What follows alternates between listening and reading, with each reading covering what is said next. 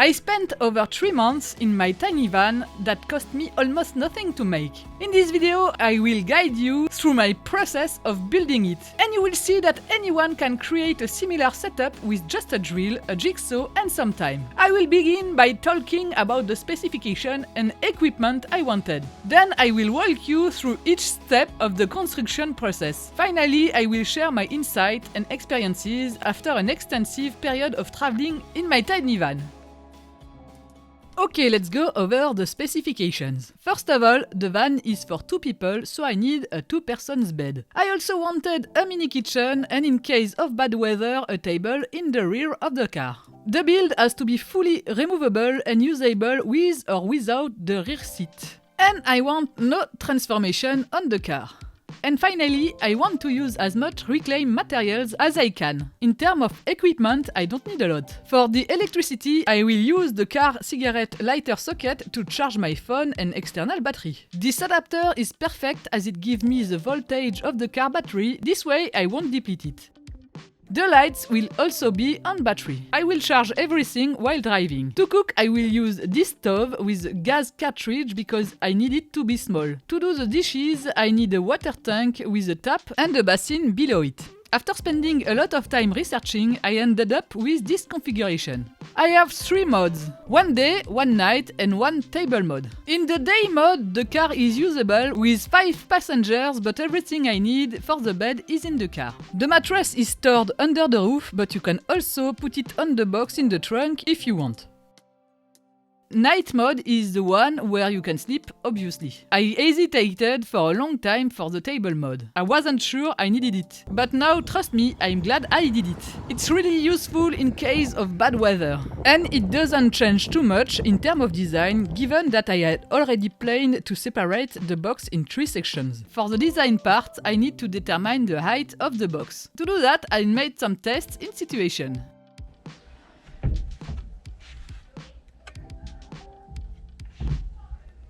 I also did some tests in table mode with 2 people to determine the width of the compartment to avoid bumping knees. So to create the plans, I still need the measurements of the trunks. So in the end, that makes us a box that will be 112 centimeters wide, 72 deep and 41 high. And now I'm going to show you the details of the design, starting with the bed. The bottom boards of the bed in yellow cannot be held together by hinges because I have to be able to remove them when switching to table mode. The different colors represent different independent parts. The 2 yellow boards have small guides to avoid lateral displacement, and they will be placed on the red support slats. The feet of the bed will rest on the floor just behind the front seats. The feet will be removable for easy storage.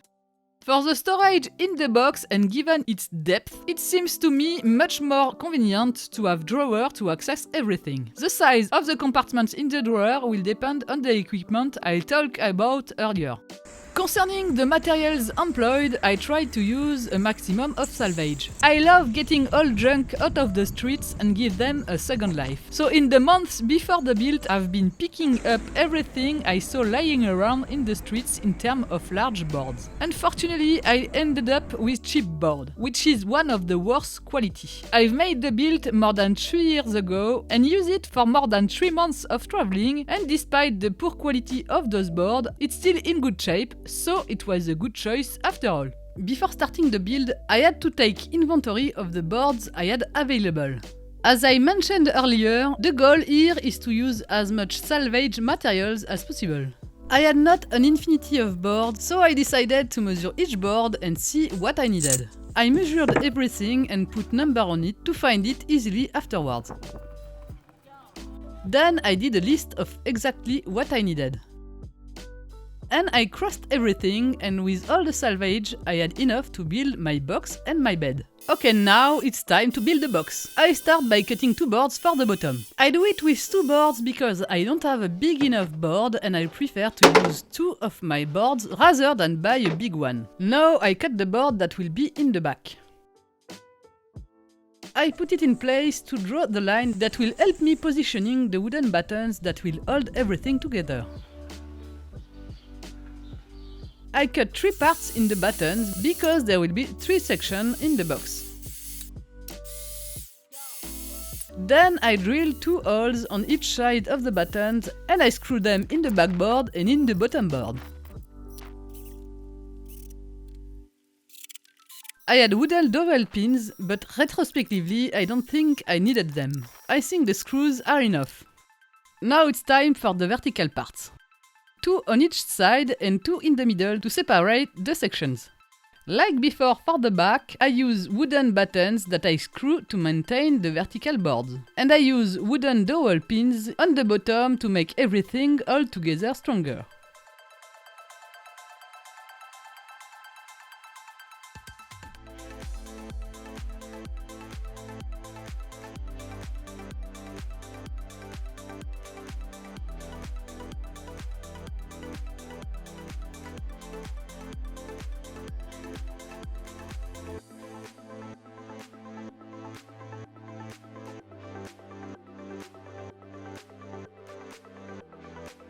To attach the top of the box that can be called the bench, I also use dowels. Except that this time I cannot just drill through the 2 boards to join them because I don't want the dowels to show. So I found a technique to put the dowels correctly in a YouTube video. I will put the link in the description. I start by putting a nail in each place where a dowel will be.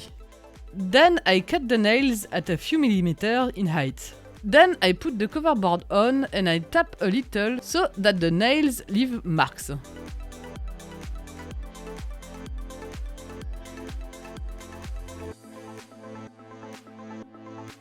Once the marks are made, I remove the nails. Once the nails are removed, I drill the dowel holes where the marks are.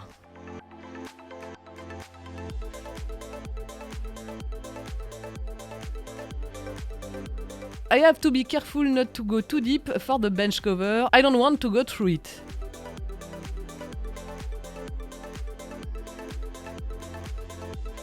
Afterwards, I put the dowels in the lid and then I put the lid on and tap gently on it with the hammer to drive in the dowels.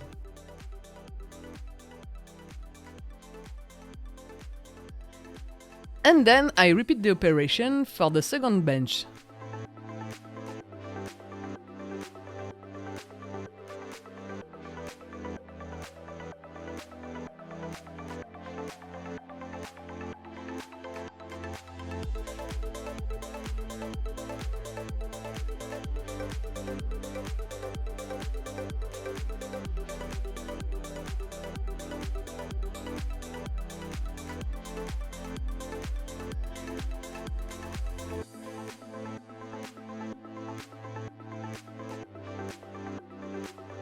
To finish the box, I have to build the table. To hold the table, I will just put 2 buttons in the middle section. So I start by cutting and drilling the buttons.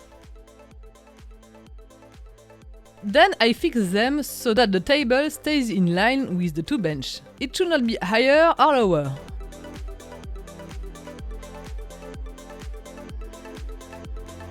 As you can see, the table is still moving back and forth. I have to do something about it.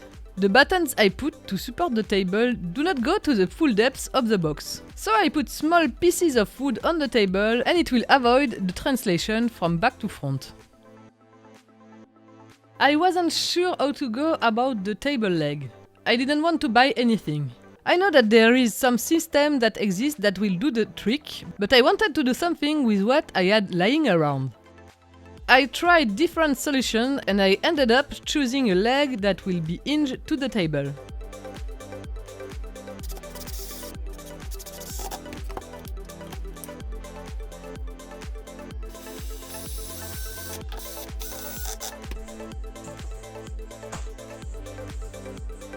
Then I built a little system to prevent the table from closing. I took a piece of wood, I made a 45 angles at each end, and I put some small stops on the foot and on the table to hold the piece.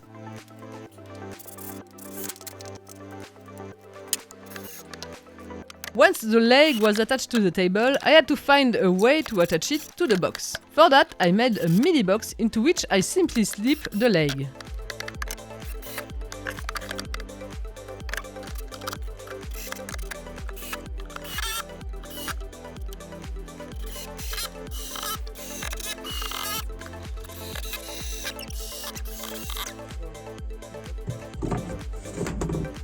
The last step was the build of a small system to hold the leg when the table is closed.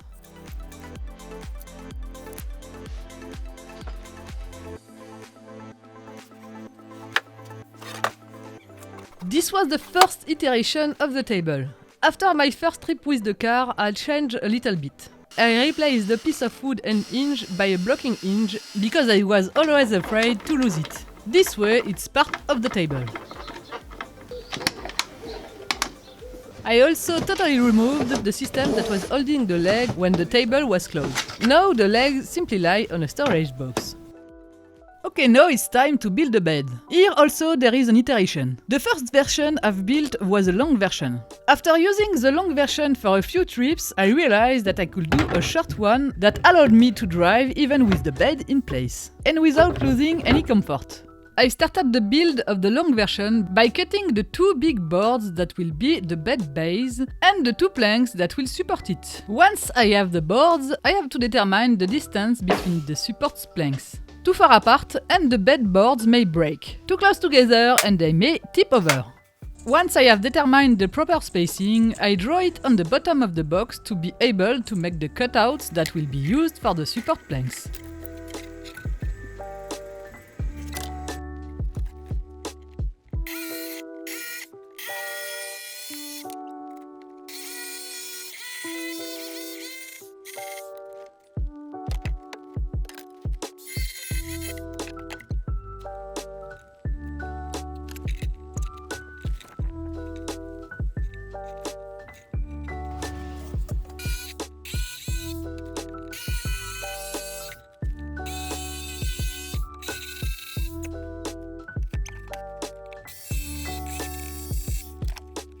I also added some cleats that will be used to put dowels for better fix the plank system and prevent it from wandering.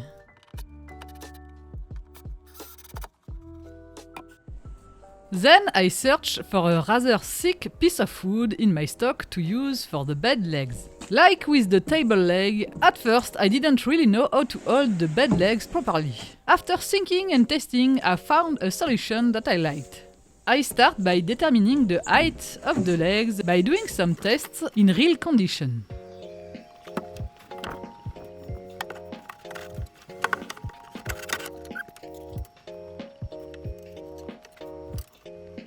Once I found the right height, I cut out the legs.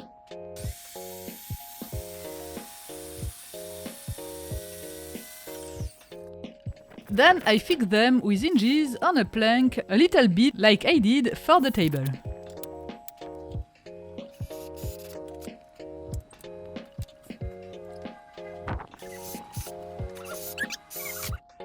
With a real-life test, I quickly realized that I need to add something to keep the legs from closing up. Anyway, it was time to go inside. Trop cool. I decided to put a button between the legs. To hold the button in place, I use little assembly metal plates. I create a U shape on each leg. Well, then obviously the assembly plates didn't work at all, because as soon as the feet moves a little, the button falls off. To compensate for this, I put an assembly plate at each end of the button, and on the legs I use washers to create a space at the bottom of the U. This way the assembly plate on the button fits the one on the legs. And this is the result. It's pretty strong, the legs cannot spread or close anymore. And it disassembles and reassembles quite easily.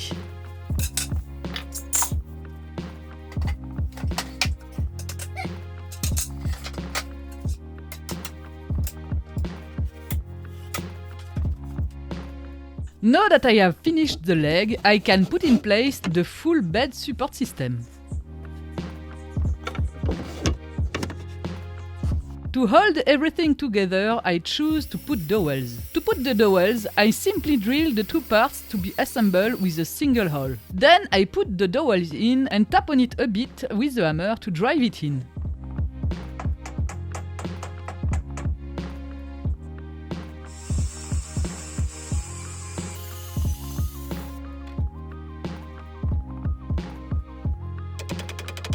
On the box, I drill into the support button.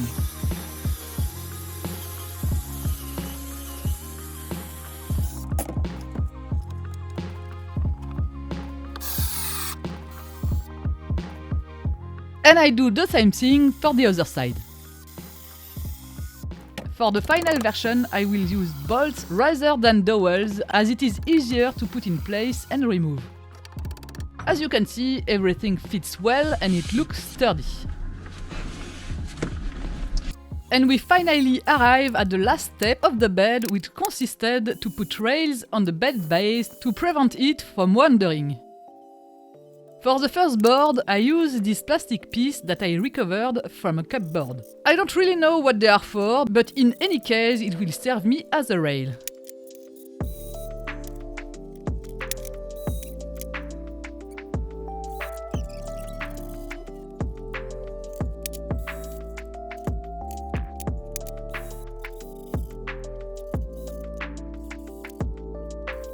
For the rest of the rails, I use an old piece of paneling in which I cut rails of the right width and length.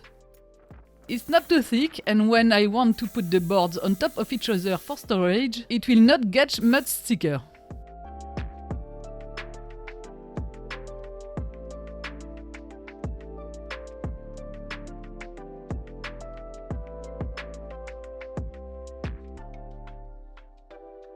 And now that I have finished the bed, I can show you the assembly in real condition for my first night in the car.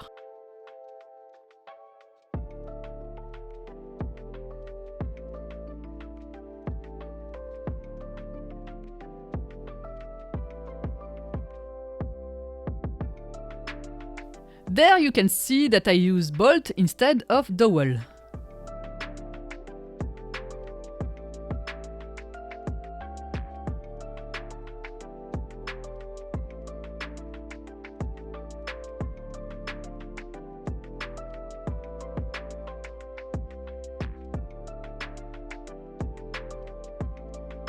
The mattress I use comes from a double Z bed that a friend of mine was about to throw away.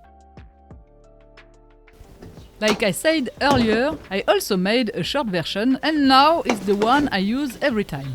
I'm a little less than 1 meter and 70 centimeters tall, and the short version is enough so that I'm comfortable when I sleep. If you are tall, maybe go for the long version. As you can see, it's possible to keep the seat even with the short version. For the short version, I kept the folding legs, but I made shorter support planks.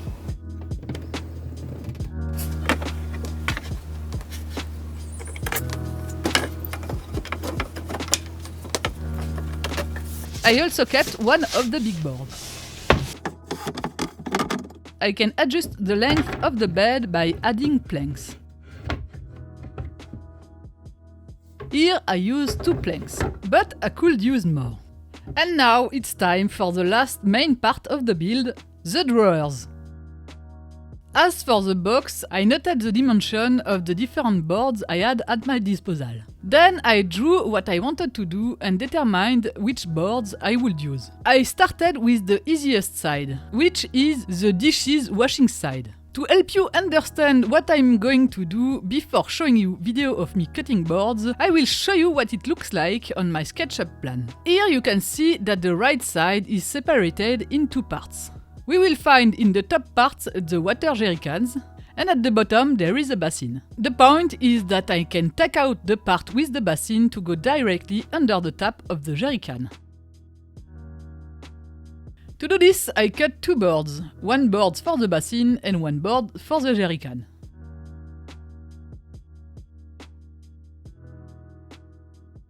Once I have my 2 boards, I can determine how high I can put the top one. I want to put it as high as possible because I have to make room for the basin, but the jerrycan still has to fit. I make tests by varying the heights with button until I find a satisfactory height. Here it's too low. There is some improvement, but I can still win a little height. Here that's pretty good. Then I screw the buttons in place. After that, I will simply place the board on the buttons. I'm not even going to fix it with screws. With the weight of the water on it, it will not move. Then I cut and prepare 2 buttons for the bottom board. The one that will hold the basin. I also added a small button that will serve me as a handle and at the same time prevent the basin from coming out of the drawer. Then I fixed the button, making sure that the drawer slides out without frictions. That's it, the easy part is over. Next, I have to make a real drawer with metal slides. Here you can see what I want to do. There will be 3 compartments, one for the stove, and at the bottom of the stove, one for the dishes, and a big one for bottles and food. As I want to use a maximum of salvage parts, I will use slides that come from a server. The slides are nice, you can feel it's good quality, and it's quite strong. As it's made to go in a rack, there are some parts I need to remove. So I start by removing all the screws to see what goes off by itself. Well, actually, there isn't much. That part goes off easily, but now the fun begins. I don't know if it's very clear, but in fact the slide is trapped in this kind of metal part, which is around the slide and that I have to get rid of. Unfortunately, it's not easy. I can easily remove these screws, but for the rest it's not going to be the same story. There are rivets which maintain the part that is holding the slide. So I'm trying to drill all through them, but it's not really working. So I end up changing my method. I make 2 small cuts to extend the hole in the slide with my Dremel.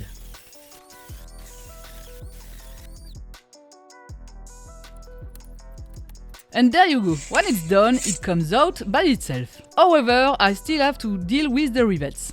Here again, I use the Dremel to get rid of it.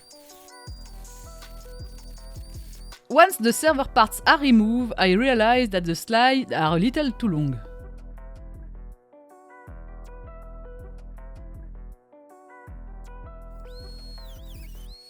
So I have to cut everything that is in excess without breaking the mechanism.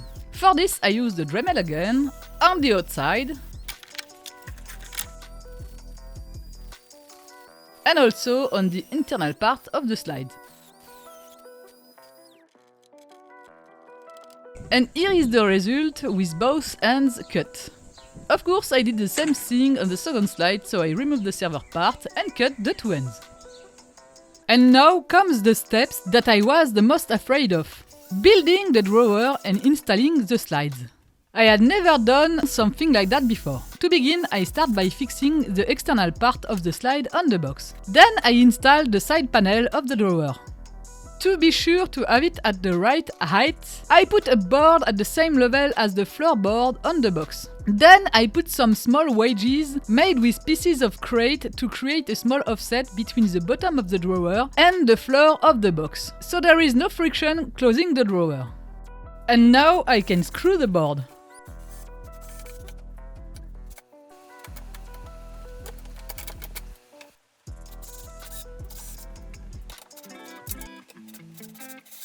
Once everything is screwed down, I check that it slides well.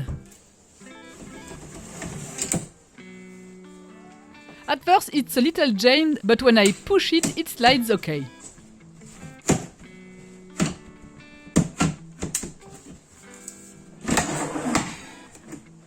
I proceed in the same way for the other side of the drawer. And then I take measurement for the bottom of the drawer. Here I have to be quite precise, because if it's too far apart or not wide enough, the rails will not fit anymore. Since I need precision and stray cuts, I use the circular saw this time to cut the board.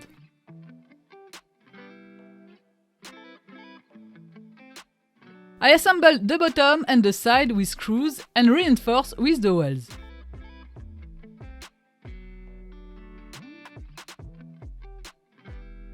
To avoid drilling too deep for the dowels, I put a small piece of masking tape on the drill bit to know where to stop.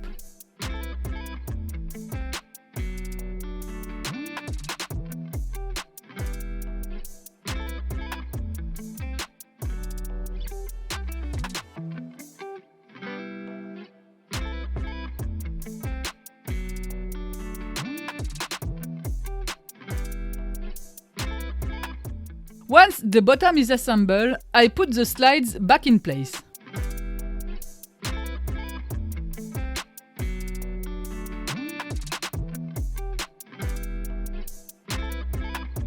I also put a board in the back of the drawer.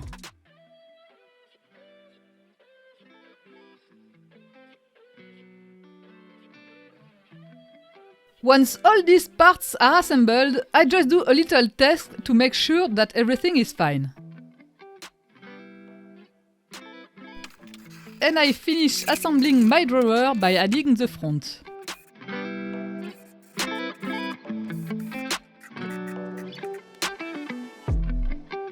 That's it, the part I was the most afraid of is over. Now all I have to do are the compartments. For that, I start by installing the stove, because the stove will determine the size and the height of the different compartments. I have to make a small cut in order to access the gas control knob.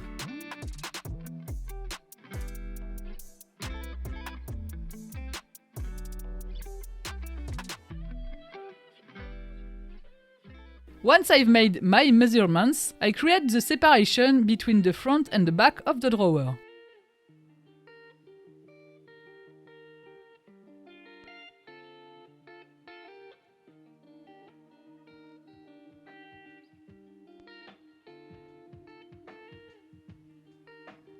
Once in place, I realize that I need space for the vents on the stove. I push the separation a little on the right. I also need to adjust the cut for the knob. Now I have space for the vents.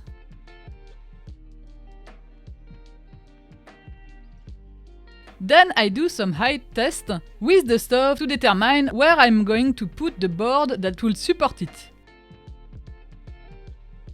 Once the height is determined, I simply put cleats under the board.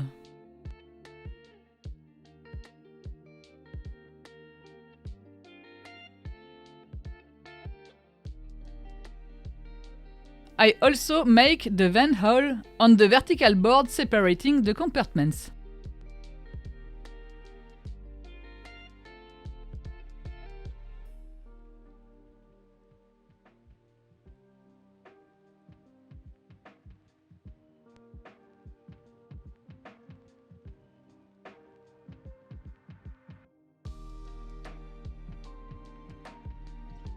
And finally, I drill a hole to access the area under the stove.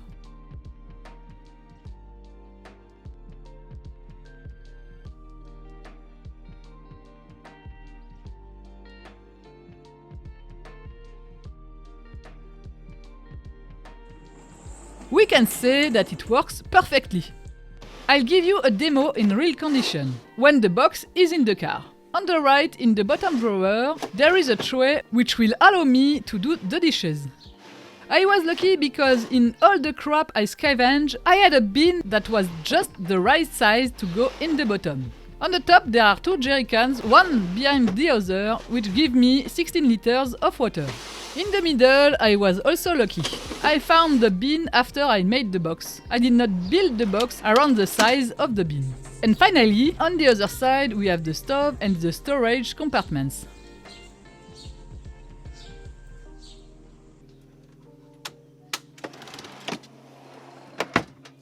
And now for my feedback after 3 big trips and a lot of weekends. First, let me talk about the worst idea I had for my first big trip. We took our bike with us. I didn't want to put them on the roof to be able to pass under height restrictor. And also, since I can be forgetful, I didn't want my bikes to finish like that. I tried to put them on the door of the trunk, but it's too heavy and the door is very difficult to open. So I decided to put them inside, and it was a really shitty idea. I had to get them out every night, and with the pedal and all the parts that constantly got entangled, it was really tiring.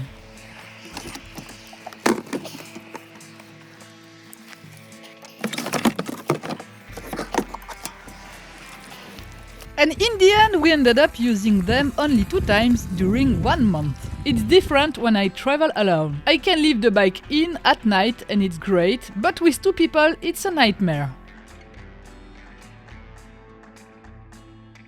Another bad idea was to make the bed as long as possible. With the short version, I can keep the bed out when I'm driving, so at night I don't have to prepare it. That's it for the bad ideas. There were not so many after all. Now for what I like. I like to be able to travel with such a cheap build and still be comfortable. I don't regret having used cheap wood. It's much more sturdy than I was thinking, and despite time and use, the build is still in good shape. I'm glad I did not insulate the car. I only travel with it during spring or summer. For now, I've been in France, Spain, Portugal and Norway. In Norway, we had some days of really bad weather and temperature going near freezing. But I bought really good sleeping bag and it was enough. I think that if you don't live full-time in your van or use it during winter, you don't need insulation and heating system. And with high temperature, insulation will only delay the temperature rise inside the car.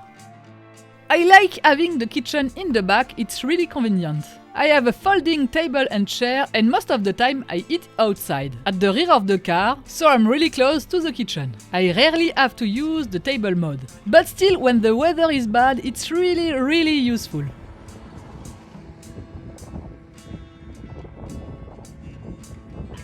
When you remove the rear seats, you have a huge storage space. So I'm even able to bring a kayak with me. As for the equipment, the lights I use are enough and very practical. They exist in two sizes, I prefer the small one. The cigarette lighter is sufficient to recharge all my devices, especially if you use it with an external battery. The stove is great. The only thing is I prefer not to drink the water in the tank. I use it to cook because it's boiled and to do the dishes. To drink I buy big bottles, and if I really have to drink it, I filter it with this. In Europe and especially in France, you got a lot of height restrictor, and with this car it's not a problem. It always passes. And as it is small, I can easily park everywhere.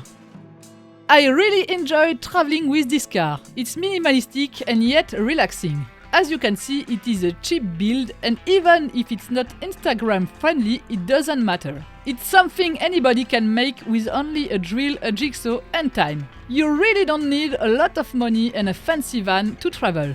I will put the construction plans in the description, along with links to the various equipment I used. I hope this video was helpful. You can subscribe to help me grow my channel and see other videos like this. Thank you for watching and see you next time!